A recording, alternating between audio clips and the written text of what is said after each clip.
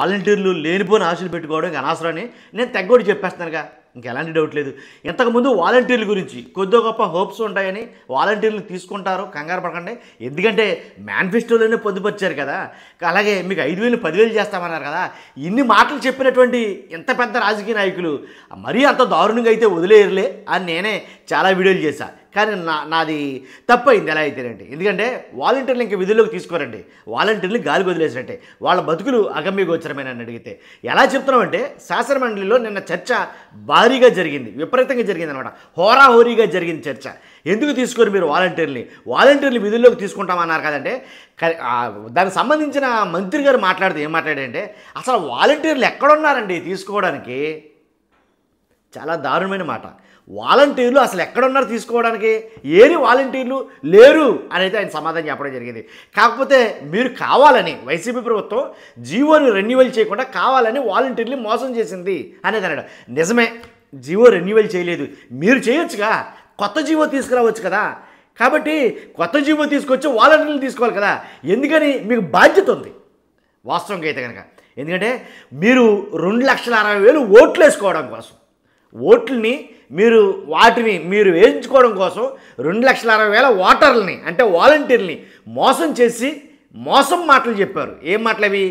5,000 జీతానికి ఏమొస్తుంది మీకు, చాలని జీతం, మేము 10,000 చేస్తాం దాన్ని అన్నారా లేదా? చంద్రబాబు నాయుడు గారు అన్నారు, పవన్ కళ్యాణ్ గారు అన్నారు ఏంటి. కాబట్టి వాలంటీర్లు మేము కంటిన్యూ చేస్తాం అని అన్నారా లేదా? పవన్ కళ్యాణ్ గారు అన్నారు, చంద్రబాబు నాయుడు గారు అన్నారు. మరి ఎంత దారుణంగా మాట్లాడిన వీళ్ళు మళ్ళీ ఇప్పుడు అసలు కనీసం వాలంటీర్లే లేరు, వాలంటీర్లు ఎక్కడున్నారంటే అసలు అంతకన్నా ఘోరం ఇంకోటి ఏమైనా ఉందా? అసలు శాసన మండలిలో ఏం మాట్లాడుకున్నారు, ఏం అడిగారు ఒకసారి చెప్తాను చూడండి.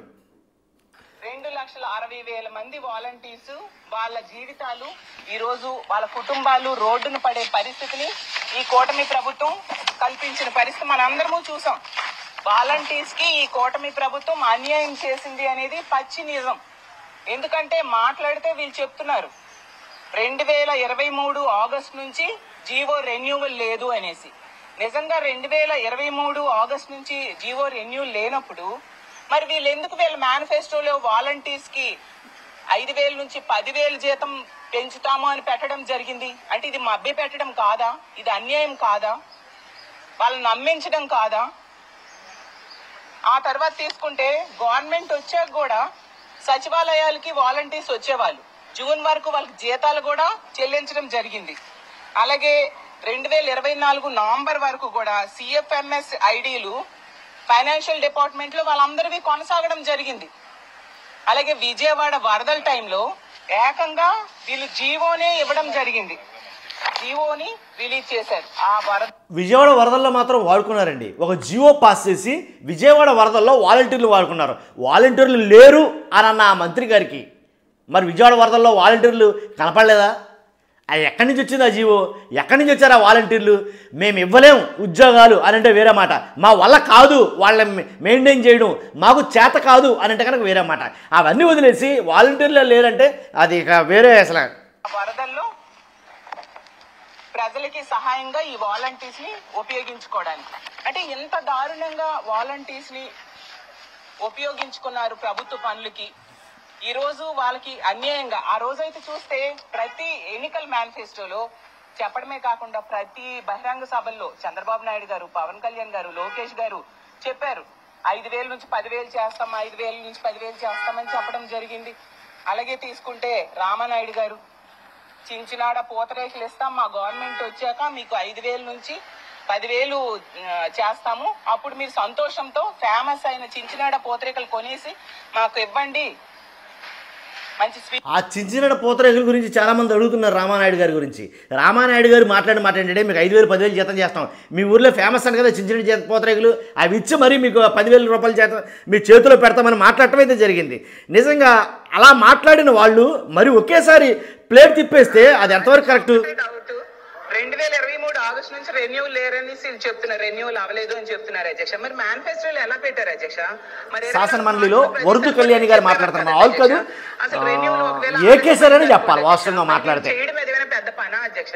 ప్రభుత్వం తలుచుకుంటే 2,60,000 మంది జీవితాలు అధ్యక్ష. ఎంత గవర్నమెంట్ ప్రభుత్వం తలుచుకుంటే పెద్ద పని కాదండి.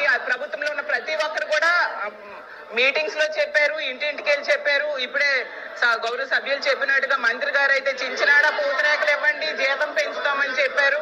అలాగే స్వీట్ బాక్సులు తీసుకురండి, జీతం పెంచాక మా గవర్నమెంట్ వచ్చాక అన్నారు. పాపం కదా అధ్యక్ష, వాళ్ళు ఎన్ని ఫోన్స్ చేస్తున్నారు, మెసేజ్లు పెడుతున్నారు అధ్యక్ష. ప్లీజ్ మా కోసం గౌరవ ముఖ్యమంత్రి గారి దృష్టిలో అలాగే ప్రభుత్వం దృష్టిలో పెట్టండి అని రోజు వాళ్ళ మెసేజ్లు కాల్స్ చేస్తున్నారు అధ్యక్ష. దయించి వాళ్ళ మీద జాలి చూపించి ప్రభుత్వం ఆదుకోవాల్సిందిగా కోరుతున్నాను అధ్యక్ష. మంత్రి గారు అధ్యక్ష కాదు సించినాడు పూతరేకలు తెమ్మన్నాడు ఈయన. సించినాడా నిజమే, చించిన పూతరేకలు అడిగాడు ఆయన. అధ్యక్ష గౌరవ సభ్యులు చెప్తా చాలా జీవోస్ కోట్ చేశారు అధ్యక్ష. అవన్నీ వాస్తవమే అధ్యక్ష. ఏమని వాలంటీర్లు తీసుకుంటున్నాం, వాస్తవమే, 50 ఏళ్ళలో పనిచేస్తారు, ఇవన్నీ చెప్పారు అధ్యక్ష. కానీ నిజంగా వీళ్ళకి ముసలి కన్ను కొంచెం బాగా అలవాటైంది అధ్యక్ష. డోలా వీరాంజనేయ స్వామి మాట్లాడి వాళ్ళకి పెట్టే పేరు వాలంటీర్లు, సేవకులు. ఎందుకు సంవత్సరం రెన్యువల్ చేసుకుంటే పర్మిట్ ఇచ్చేయకూడదా? ఇవ్వచ్చు కదా అధ్యక్ష, ఇవ్వచ్చు కదా. ఎందుకు ఎవరిని మోసం చేస్తారు? పాము తన గుడ్లు తనే తింటారు అధ్యక్ష, పాము పిల్లలు తింటారు అధ్యక్ష. అధ్యక్ష సచివాలయ ఉద్యోగాలు కూడా మనలో ఉన్నారు, వాలంటీర్లకు 90% వైసీపీ కార్యకర్తలు ఉన్నారు. చూడండి వాళ్ళ చరిత్రలు. సైనికుల అధ్యక్ష అధ్యక్ష ఒక ఆయన నిజంగా మీకు ప్రేమ ఉంటే, చిత్తశుద్ధి ఉంటే ఎందుకు పర్మనెంట్ గా వాళ్ళని తీసుకోలేకపోయారు అధ్యక్ష? అధ్యక్ష నా సమాధానం చెప్పండి అధ్యక్ష. రెండోది అధ్యక్ష, వాళ్ళకి మంత్రి గారు కొన్ని వాళ్ళు చేయలేకపోయారు, మీరు చేయాలి కదా. వాళ్ళు ఎక్సైజ్ ఇవ్వలేదు అధ్యక్ష. 2015 ఆగస్టు 19 నుంచి 2020 ఆగస్టు 14వ తేదీ వరకు కూడాను జీవో నంబర్ 104 ద్వారా రెన్యువల్ ఇచ్చారు అధ్యక్ష. 2015 ఆగస్టు 2020 నుంచి జీవో నంబర్ 5 ద్వారా 39/20 ఇచ్చారు అధ్యక్ష. అదేవిధంగా అధ్యక్ష 31/3/22 ఆగస్టు 21 నుండి 22 వరకు ఎక్స్టెన్షన్ ఇచ్చారు అధ్యక్ష. అదేవిధంగా 2022 ఆగస్టు నుంచి 2023 ఆగస్టు వరకు కూడా జీవో నంబర్ 20 ద్వారా సెప్టెంబర్ నెలలో జీవో ఇచ్చారు అధ్యక్ష. కానీ 2023 ఆగస్టు నుంచి 2024 ఆగస్టు వరకు పొడిగిస్తూ ఉత్తర్వులు ఎందుకు ఇవ్వలేదు అధ్యక్ష? చెప్పండి అధ్యక్ష, ఎందుకు ఇవ్వలేదు? సెప్టెంబర్ నెలలో ఇచ్చిన జీవోలు ఈ సంవత్సరం ఎందుకు ఇవ్వలేదు అధ్యక్ష? అధ్యక్ష ఇది జీవోలు అధ్యక్ష, రెన్యువల్స్ లేవు అధ్యక్ష.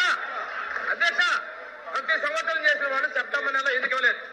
వాళ్ళకి భయపెట్టి పని చేసుకున్నారు అధ్యక్ష. మీరు గెలిస్తే రెన్యువల్ చేస్తామని చెప్పుకున్నారు అధ్యక్షులు, గెలవలేరు పడేశారు. అంటే ఇది వాస్తవం లేదు అధ్యక్ష. వాళ్ళు గెలిస్తే రెన్యువల్ చేస్తారంట, గెలవకపోతే పోతారు. ఇవన్నీ ఈ కథ ఈ మాటలన్నీ మనం వినలేం కానండి. వాస్తవంగా ఒక మాట స్ట్రైట్గానండి, వాళ్ళు రెన్యువల్ చేయలేదు, ఓకే మీరు చేయొచ్చుగా, మీరు కొత్త జీవో తీసుకురావచ్చు కదా, ఎన్ని అపాయింట్మెంట్లు చేయొచ్చు ప్రభుత్వం మీదుగా.